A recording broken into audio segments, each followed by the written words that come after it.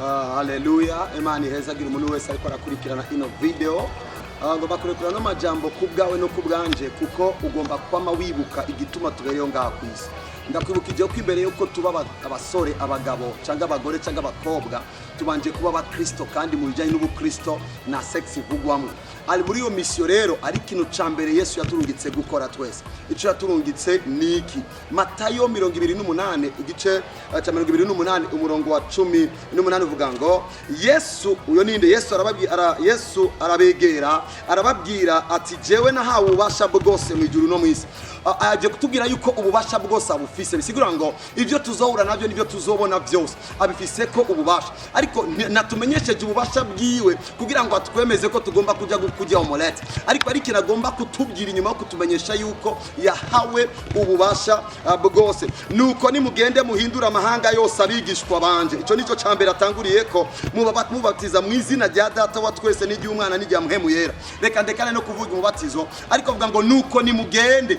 Amakuru yo kugenda na makuru twemerewe kuva umunsi Yesu yagenda, na manemeza abantu yuko Kristo icyamuzanye kwisi ko ari kugira ngo ashobore guhindura abantu bave mu byo bari barimo, ariko nta kindi cyabahinduye kiretse ko Kristo ubwiwe yajazanye ubutumwa bwiza akiva ngaha kwisi. Icyambere yadusigiye gukora nuko twogenda tukabwira natwe abandi ubutumwa bwiza. Aha rero aratwemeje ko tuticara ngo tubabwire ubutumwa bwiza, ariko avuze ngo nimugende. Iyo bavuze tugende bisigura ngo mu Gifaransa ni aller, mu Cyongereza ni go. Bisigura ngo utegerezwa kuva aho uri ugenda ubwira. Ushobora kutagenda kure ukabibwira umubanyi, ariko kandi ushobora kuva muri salo ukabibwira umubanyi mubana mu rupango. Ushobora no kuva mu cyumba ukabibwira uwundi ari mu kindi cyumba aho uba wagiye. Bakundwa bene data, hari igituma numva kuvuga no majambo. Ndabona neza yuko bikenewe yuko twese duhaguruka kugira ngo twamamaze amakuru y'ubukuru bwa Kristo. Abantu ngaho hanze bararushe, abantu ngaho hanze bararemerewe. Ndashimiye Imana kuko iyo ntari kuba narumvise ubutumwa bwiza sinari kuba mfise buno buzima bwiza.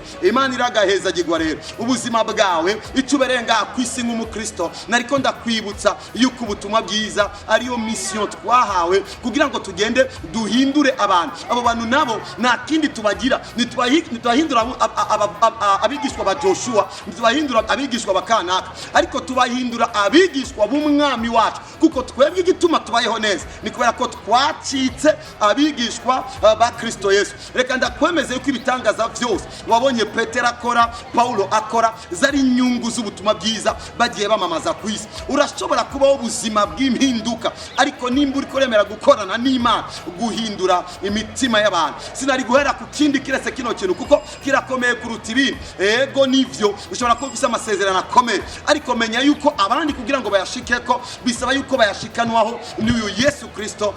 Message ifise kuri wowe nuko uhaguruka ukagenda ukavuga ubutumwa bwiza. Wibuke abo bantu gukikuje n'abantu Yesu yagushize imbere kugira ngo ubazane ubashikane muri no mugabane w'umuco, muri no mugabane w'ubwiza. Bakundwa bene data, ndabukije yuko ku munsi abantu bariko barapfa. Babwire yuko inyuma y'urupfu ari ubundi buzima. Ego kuko yagiye kudutegurira hacu, ni ari kudutegurira ahatariho, ariko hiyo kugira ngo ujeyo nibisaba visa ya Amerika, ariko bisaba yuko umwizera ukamwakira. Imana yo mu ijuru bahezagire iyi message kwa kugira ngo ndungike umuntu wese aza kuyumviriza ngo agende go ale uvuga ubutumwa bwiza. Imana ihezagire abaza gukwakira igikorwa in Jesus mighty name.